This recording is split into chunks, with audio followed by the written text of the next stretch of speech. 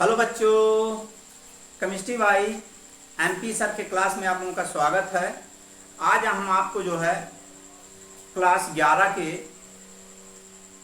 Topic लेंगे जो है सार्थक अंक। तो सार्थक अंक क्या है उसके बारे में आपको बताएंगे। मतलब सार्थक अंक किसी संख्या में उपस्थित अंकों की कुल संख्या को सार्थक अंक कहते हैं, या दूसरे शब्दों में हम कह सकते हैं सार्थक अंक वह अंक होते हैं जिनमें किसी संख्या के अंकों की कुल संख्या जो होती है उनकी भौतिक राशियों में जो है पूर्णता सार्थक रूप में व्यक्त करने को जो है सार्थक अंक कहते हैं। अर्थात किसी संख्या में उपस्थित अंकों को उनके भौतिक राशियों में पूर्णता व्यक्त करने में प्रयुक्त अंक सार्थक अंक कहलाते हैं। अब देखिए जो है हमने आपको बताया किसी संख्या में उपस्थित अंकों की कुल संख्या को सार्थक अंक कहते हैं। अब ये सार्थक अंक क्या है देखिए, जैसे मान लीजिए 1 2 3 4। अब इसके अंक होंगे जो है 1 2 3 4, 1 2 3 4। तो 1 2 3 4 में इसके सार्थक अंक होंगे 4। और इसके ले लीजिए 2 3 4 5 6, 2 3 4 5 6 ये भी हो सकते हैं। इसके 5 सार्थक अंक हो गए। ऐसे और तमाम एग्जाम्पल है 9 3 4 5, 9 3 4 5, 9 3 4 5, इसके भी 4 सार्थक अंक होंगे। इसी प्रकार ले लीजिए आप 1000। अब देखिए इसके सार्थक अंक अनंत संख्या इसके हो सकते हैं। क्या हो सकते हैं? अनंत हो सकते हैं। और इसके सार्थक अंक हो भी सकते हैं और नहीं हो सकते हैं। और दूसरा ले लीजिए आप 0 0 0 0। अब देखिए इसी के अंक जो है अगर इस टाइप का लिखते हैं तो इसके सार्थक अंक हो सकते हैं और नहीं भी हो सकते हैं, और अनंत भी हो सकते हैं इसके सार्थक अंक। तीसरा जो है आप आइए 120 अगर है तो 120 जो होगा इसका अनंत होगा, सार्थक अंक अनंत होंगे। आइए तीसरा देख लेते हैं हम। यदि मान लीजिए दशमलव अंक में लेते हैं, दशमलव अंक में लेते हैं 2 3 1, पॉइंट मिलेंगे 2.31। तो इसके सार्थक अंक चूंकि आगे पीछे भी हम आपको अगले नियम में बता रहे हैं, तो इसमें जो है इसके सार्थक अंक 3 होंगे। क्या होंगे? 3 होंगे। फिर क्या कंडीशन है सार्थक अंक कैसे हम जानेंगे उसको हम आगे आपको जो है वर्णन करके बता रहे हैं, एक पॉइंट बताएंगे। तो बच्चों अब हम आपको जो है सार्थक अंक के नियम बताएंगे। तो सार्थक अंक के नियम क्या है? पहला है सभी अशून्य सार्थक अंक होते हैं। मतलब जो शून्य नहीं होगा वो जो है सार्थक अंक होगा। मतलब 3 4 5 6 2 0 4 3 9 2 3 2 3 3 4 5 6 2 0 4 3 9, ये अलग अलग सार्थक अंक कहलाएंगे। जैसे मान लीजिए 3 4, ये सभी ये शून्य अशून्य, मतलब शून्य नहीं है यहाँ पर, तो ये अशून्य है।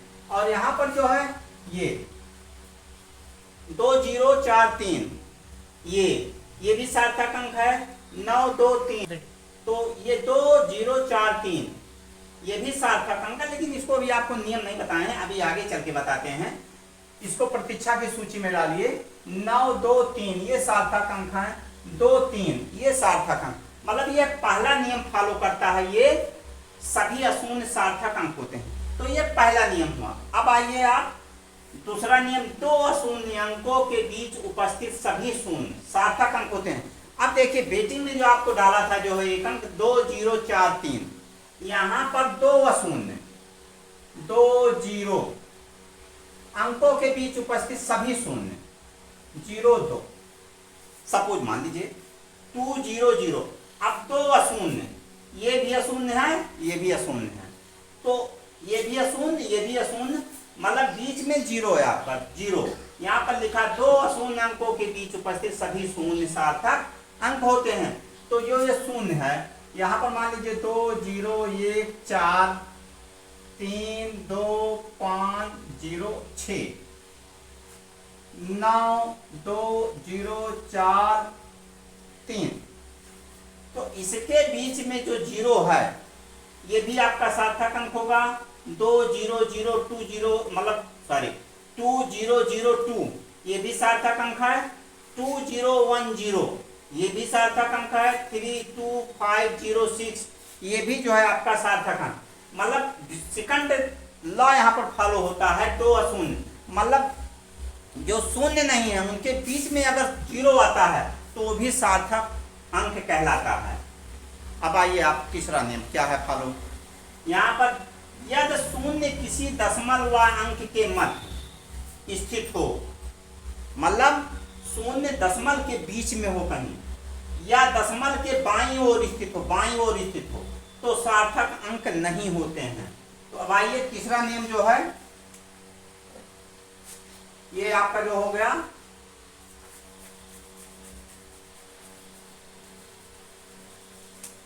इसको मिटा नहीं रहे हैं, आप देखते रहिएगा, अभी नोट कर लीजिएगा। यदि तो शून्य किसी दशमलव व अंक के मध्य स्थित हो, कहीं शून्य हो, दशमलव के अंक में स्थित हो, या दशमलव के बाईं ओर स्थित हो, तो सार्थक अंक नहीं होते। जैसे 0.0001, तो यहाँ जीरो दशमलव के पहले बाईं भी है और दाईं भी है, मतलब बाईं ओर भी है और दाईं ओर भी है। 1 3, 0.012। तीसरा होगा 0.000041। अब देखिए दशमलव के पहले भी है, दशमलव के बाद में भी है, तो ये तीसरा नियम फॉलो करता है, ये सार्थक अंक नहीं होगा। इसका सार्थक अंक कितना होगा? 13, ओनली 13। इसका ले लीजिए, ये जीरो भी नहीं है, ये भी नहीं है, इसका हो जाएगा 12 सार्थक अंक, मतलब 13 होगा। ये संख्या बच रही जो ये 13 है, तो इसका सार्थक अंक 2 होगा। क्या होगा? 2। तो यहां पर 0.0013, तो 13 जो है इसका सार्थक अंक हो जाएगा 2। आगे आएंगे 0.012, इसका सार्थक अंक भी 2 होगा। और यह 0.00041, ये आपका हो जाएगा, इसका भी 2 होगा। आगे 0.0132। अब हमने आपको नियम फॉलो बताया, यदि शून्य किसी दशमलव अंक के मध्य स्थित हो या दशमलव के बाईं ओर स्थित हो, तो सार्थक अंक नहीं होते, चाहे दशमलव के बाईं हो और चाहे दाईं हो। तो यहाँ ये आपका सार्थक अंक नहीं होगा, तो इसका केवल इसी का सार्थक अंक होगा 132 का। तो 132 का सार्थक अंक हो जाएगा 3, इसका हो जाएगा सार्थक अंक 3। अब आपको नेक्स्ट चल रहे हैं जो है फोर्थ लॉ, जो है क्या होता है लागू, चौथा नियम। दशमलव के बाद अशून्य संख्याओं के बाईं ओर स्थित शून्य सार्थक अंक कहलाता है। अब देखिए ये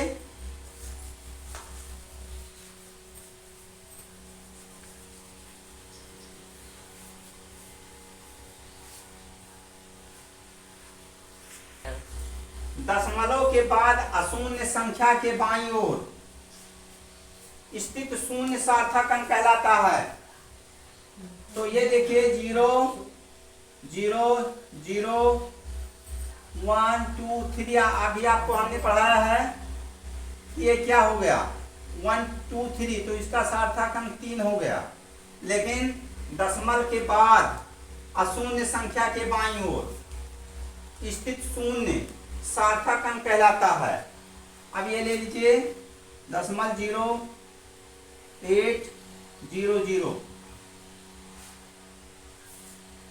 ये क्या हो जाएगा आपका, इसका सार्थक अंक 3 हो जाएगा, क्योंकि अगर आप राइट में जा रहेंगे 0 तो इसका सार्थक अंक 3 हो जाएगा।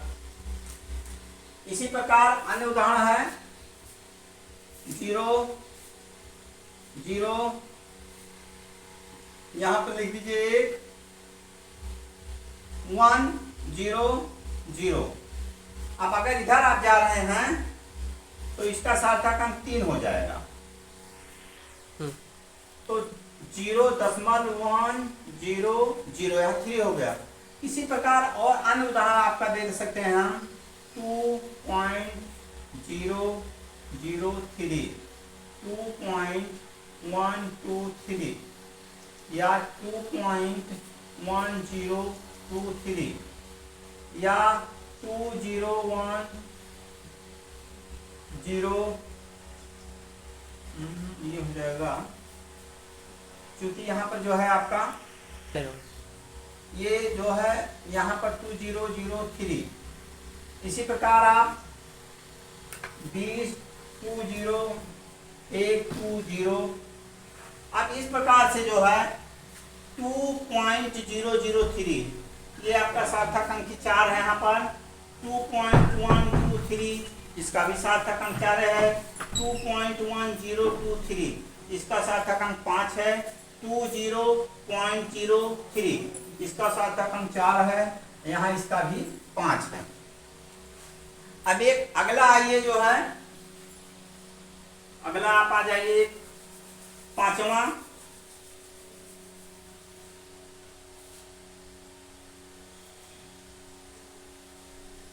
एक और 5वां कंडीशन है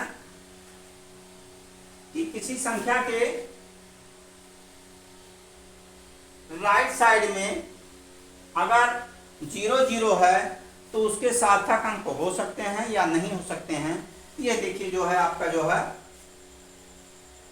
तो किसी के होंगे भी और किसी के नहीं होंगे। अब सपोज मान लो 20 0 2000 है, 2000 में देख लीजिए 2 × 10⁻²,